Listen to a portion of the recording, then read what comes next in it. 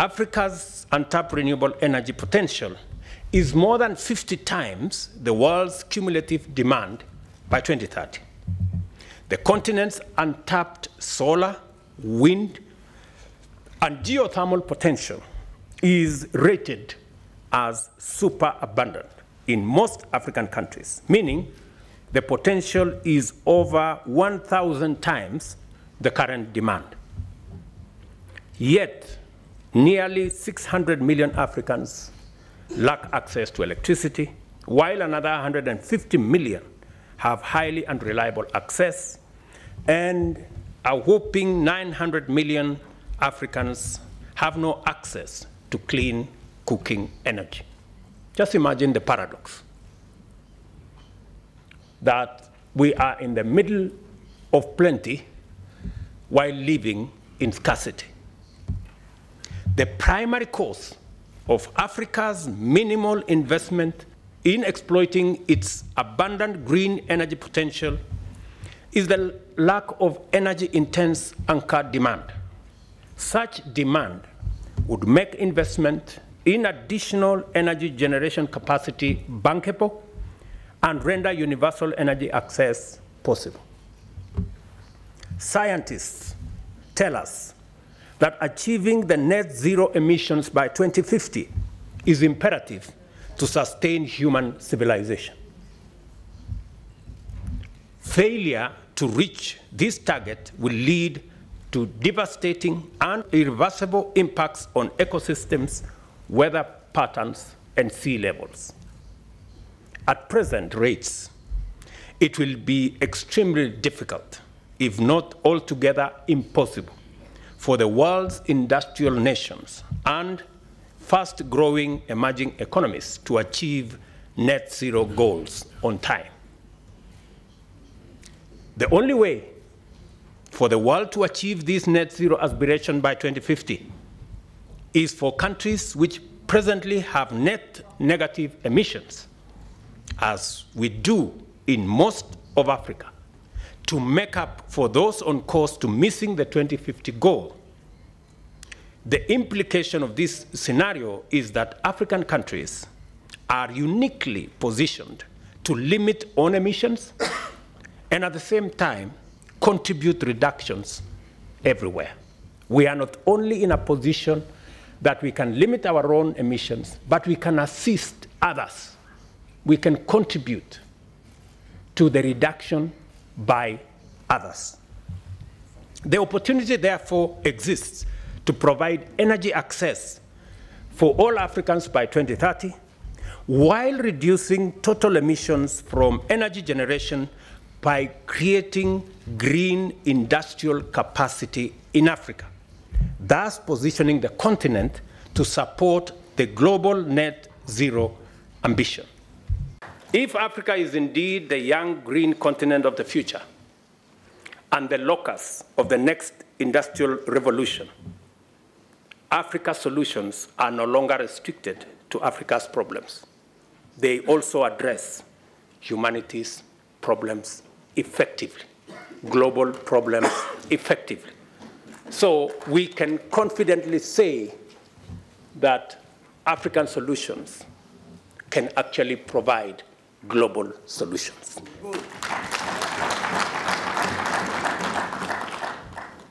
Aspirations often come with a problem of implementation. The concept paper contains a statement that I approved unreservedly. A sound policy framework should begin with formulation and end with implementation. But worldwide policy development is frequently prioritized without regard for performance. Our development partners tend to focus more on providing resources for policy development rather than implementing the policies. This situation has resulted in heaps of policy documents gathering clouds of dust on the shelves of government offices. As legislators, you are mandated not only to formulate law and policy, but also to rigorously oversee their implementation. To ensure that the African Union performs at the level of its aspirations, it will be necessary for you, as legislators, representatives, and overseers to make sure that it empowers itself with sufficient capacity.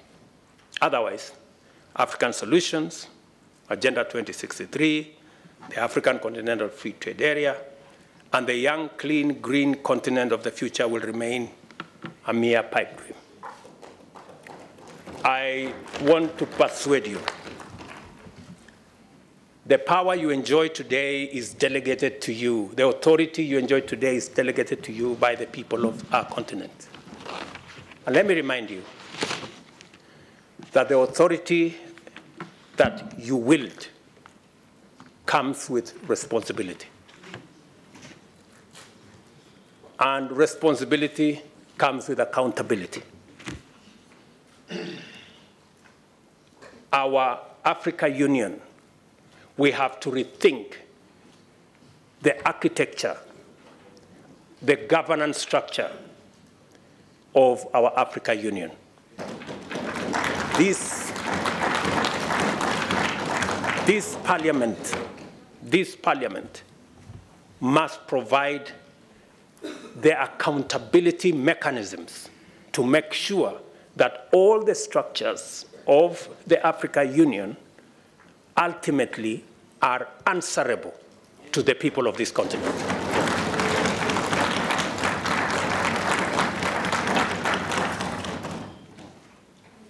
It is completely against the principles of accountability to have an impotent parliament.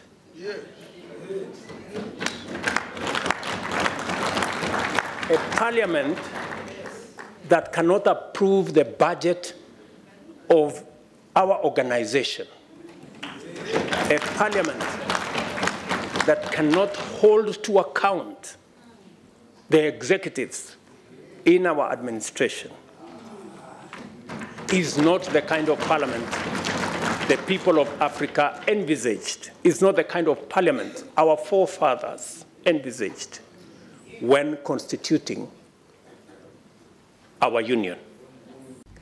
The clearest path available to humanity, not just to us, available to humanity, is to relocate global industrial production capacity to Africa, and therefore meet Africa's as well as the world's growing demand for goods and services in a green-first manner that also enables the continent to leapfrog the industrial development path taken by the global north.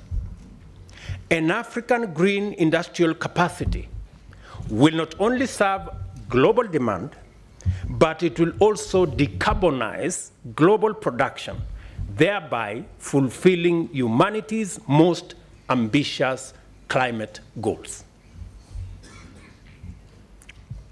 This is the very honest conversation we want to have. We are saying we can have a win-win in this engagement. We do not have to engage in the usual finger pointing. You caused this, you did not cause that. That's all fine. We contributed the least, that's fine. We are suffering the most, that's okay. But we can together agree on a solution that carries everybody. And that is the proposition we are having as the leadership of this continent. We are not selfish. We are willing to share, to present our resources so that we can not only solve our problem, but we can solve the global problem of climate change. The Pan-African Parliament is a critical organ of the Africa Union, whose full institutional potential is going to become manifest as we rally to formulate effective and sustainable solutions to the tremendous cries confronting our people and humanity in general. This parliament rises higher and goes further than the sum of its legislative, representative, and oversight mandate for Africa. This assembly is the august crucible where the full range of African voices, the diversity of African ideas, and the variety of African insights interact and generate the principles and knowledge that we need to inform our endeavors to give present and future generations a prosperous and a secure Africa, together with a livable planet. I therefore congratulate all of you for the confidence you have clearly inspired to be chosen as the African people's representatives in this parliament. The world is presently confronted with a daunting array of multifaceted challenges, which range from the pandemic recovery to the existential threat of climate change. There is also the prevailing adverse financial environment characterized by increasing interest rates and looming debt distress affecting Africa and the many other regions, not forgetting the complex security implications of a delicate geopolitical crisis.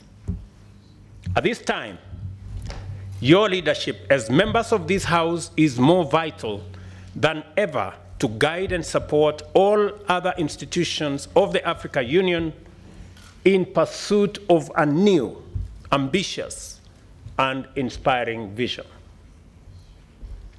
It is a time to be bold, to be strong and resolute enough to confront these challenges with greater unity and greater commitment. It is time to extend our forefathers' Pan-African dream into a brave new world in order to bequeath the people of Africa and our future generations a much better, more secure, and prosperous Africa that plays its role and makes its contribution in full to global affairs. And we must be bold because we are the continent of the future. We are the continent of young people, hungry for better life and a clear role in the world affairs. Unfortunately, however,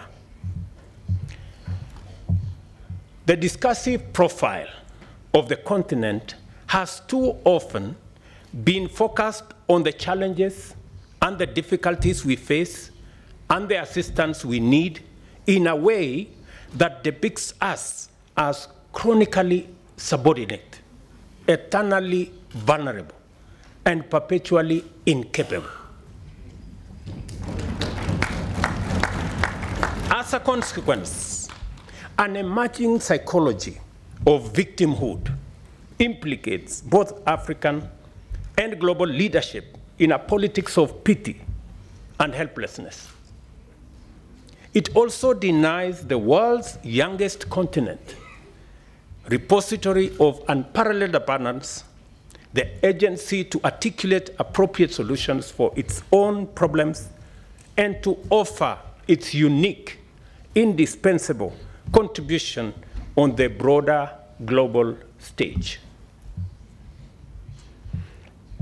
I am persuaded that our generation of African leaders has the historic mandate to retire this unhelpful profile and in its place articulate a more accurate and compelling portrait of Africa that is both faithful to fact, yet also developmentally inspirational.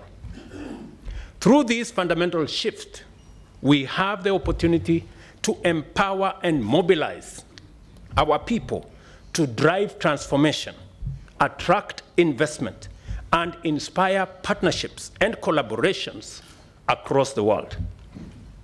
I see a tremendously decisive role for yourselves as members of the Pan-African Parliament, since you represent the voices of Africans on all issues pertaining to every sphere and sector of individual and collective endeavor. Please Don't let us down.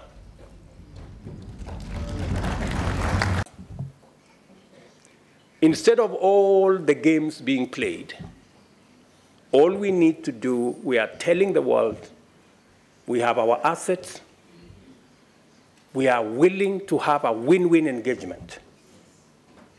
We have the largest green energy potential, resources.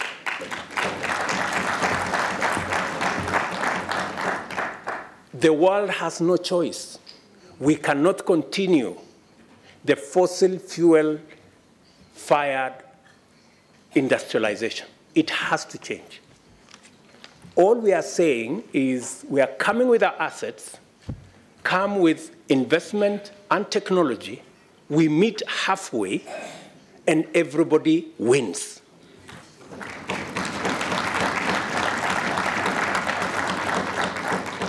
That's all we are saying. We are tired of complaining. We are tired of being victims. We want to be part of the solution. Don't consign Africa to the margins of problems and being victims and managing adaptation.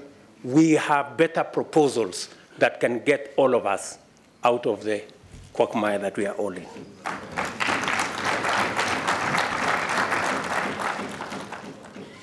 A critical growth opportunity that can be the starting point for our intentional efforts in pursuit of our aspiration is fiscal space arising from both debt restructuring and blended capital, combined with economic growth that increases tax revenues and positions African countries to invest more in adaptation and resilience. Once we have a win-win, once we are making money, once we are engaged in economic activity, we can take care of the adaptation. We can take care of resilience. Don't bring resilience into the equation to fool anybody that we are going to get anywhere with money for adaptation. You know, we are managing a problem. We want to be part of the solution. Don't consign us to managing a problem.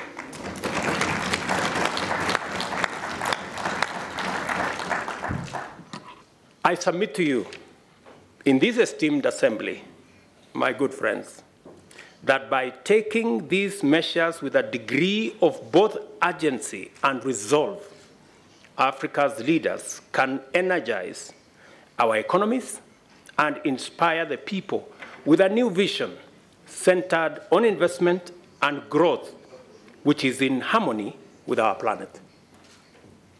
In doing so, our generation will have discharged a tremendous historic developmental mandate while realizing our common global ambition to arrest and ultimately reverse climate change.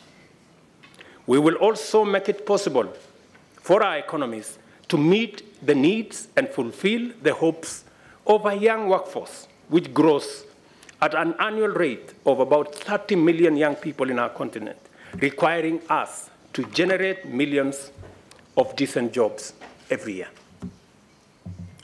Your work, honorable members, therefore, is clearly cut out, and your assignment very well defined. By facilitating robust and continuous discourse on the broadest cross-section of Africa, this Parliament will simultaneously employ the federative transmission of ideas from discrete grassroots agencies to the global and continental, multilateral and intergovernmental fora, and at the same time engage the devolutionary mechanisms of domesticating global standards and international norms. Although the theme of this session is the African continent at crossroads, our discussion has enlarged our field of deliberation to encapsulate possibilities that transcend our defining dilemma of past decades. For a while, Africa has struggled with an implied trade-off between economic growth and prosperity on one hand, and environmental sustainability on the other. we can now agree that given the transitional imperative, it is possible for Africa to execute clean, green industrialization that can enable the rest of the world to attain the net zero target as well.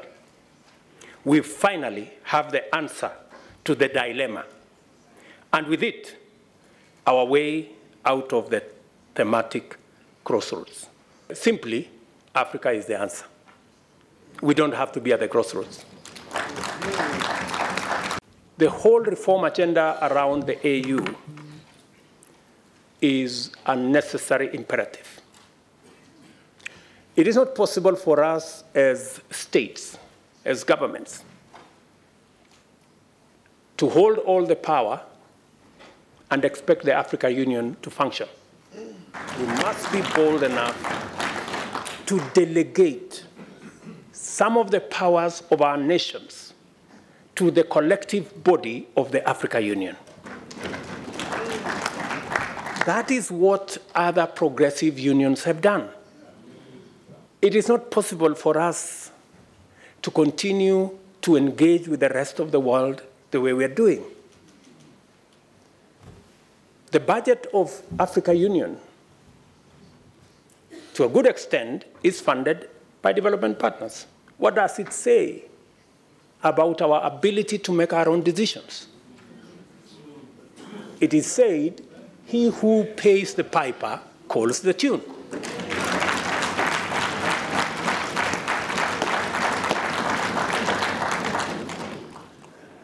As things stand today, and I say this with tremendous respect, the Africa Commission Chair, the Africa Union Commission Chair, does not have what it takes to prosecute the agenda for our continent. We still hold all the power as heads of state and expect the union to function. It cannot function. We have to donate some of the power to the collective authority of the union. I had occasion, let me explain to you something. I had occasion a few weeks ago to talk with the German Chancellor. And he was explaining to me how Germany has donated matters trade, matters investment to the European Union. And they have immensely benefited by working together as 27 governments, 475 million people. In our continent, we still want to keep all the powers in our little corners.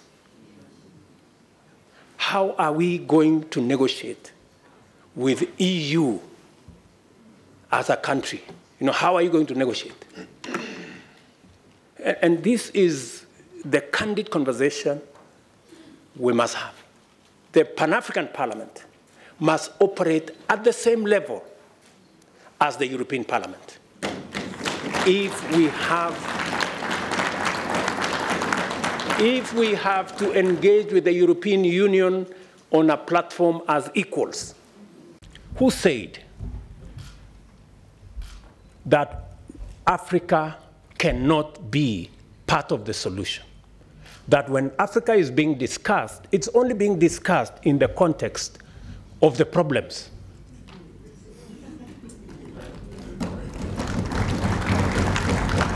And our voices are limited to, oh no, you are victims of climate change. We will help you to manage situation. We will manage you to deal with adaptation. We will look for some little money for mitigation. We do not want to be in that corner. We want to be in the conversation about the solutions. And we have what it takes. And shortly, I will be proposing to you why I consider that, in fact, the reason why we have been in a circus for all these years, it's because we as Africans have not stepped forward. with our capabilities to provide the solution to this challenge of climate change. As the chair of the Committee of African Heads of State and Governments on Climate Change, I fully associate myself with the consensus that has evolved among Africa's leaders who have refused to be tethered to this unsatisfactory ideology.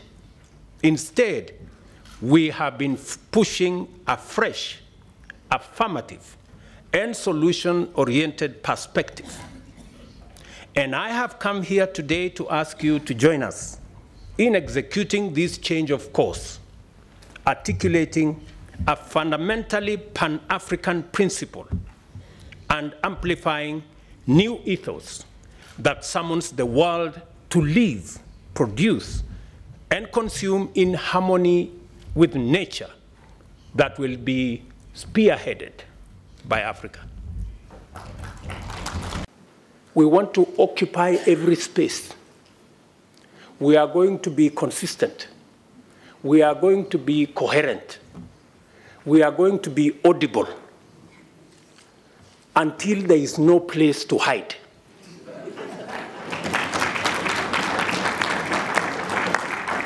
Yeah?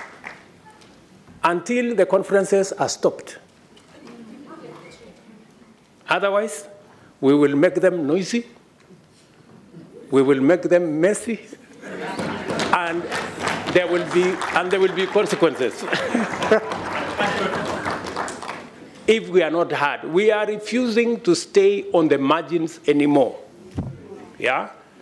We want to be at the table. Because we are told the risk of not being at the table is that you could be in the menu.